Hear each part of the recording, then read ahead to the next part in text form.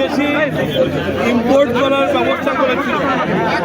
আমরা গত ইলেকশনে নির্বাচিত হয়ে আমাদের প্রধানমন্ত্রী মনে করেন আমরা জনগণের সরকার এবং জনগণের যে সম্পদ আছে সেই সম্পদটাকে আমরা আহরণ করতে চাই এবং দেশের উন্নতির জন্য সবচেয়ে আগে দরকার জ্বালানি।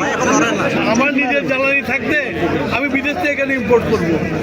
এই জন্য আমরা বসেছিলাম কিভাবে সবাইকে সন্তুষ্ট করে সবাইকে একসাথে নিয়ে এসে আমরা যেন আমাদের নিজের দেশের জ্বালানি আহরণ করতে পারি এবং দেশের উন্নয়নের জন্য ব্যবহার করতে পারি, সেটা নিয়ে আলোচনা করি।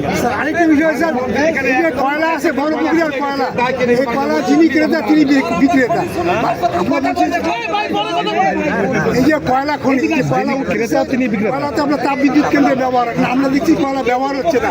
আর পিডিবি যেটা কিনতেছে কয়লা কি বাইরে বিক্রির কোনো সিদ্ধান্ত হচ্ছে কিনা এই ব্যাপারে আমরা আলোচনা করেছি, একটা সিদ্ধান্ত হয়েছে, সেই সিদ্ধান্ত অনুসারে তার ব্যবস্থা করব।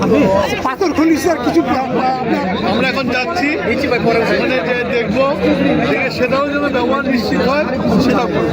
তাপবিদ্যুৎ কেন্দ্রে আমাদের 3টি ইউনিট রয়েছে, কিন্তু কখনোই 3টি ইউনিট একবারে উৎপাদনে যেতে পারে না। আরে ভাই আমি কোথায় ঢুকে দিচ্ছি ভাই, দেখেন না আপনার ফ্রেন্ড, আমি তো সরাই নেওয়ার পরে আপনার ফ্রেন্ড ঢুকে দিচ্ছেন। একটু স্যার বলবেন স্যার, সরাই নিয়ে একটু বলবেন যে এখানে যে থার্ড পার্টি আন্ডারে 10 বছর 15 বছর ধরে কাজ করতেছে তারা কিন্তু নিয়োগ হচ্ছে না এবং সুপ্রিম কোর্ট থেকেও রায় আছে। এই বিষয়ে আসলে আপনাদের সরকারের কোনো সিদ্ধান্ত আছে কিনা? যেহেতু সুপ্রিম কোর্ট হাইকোর্ট দেখালে সেজন্য আমি স্যার এই বিষয়ে sir 1 minute sir, sir please, আমি শ্রমিক স্যার 1 মিনিট।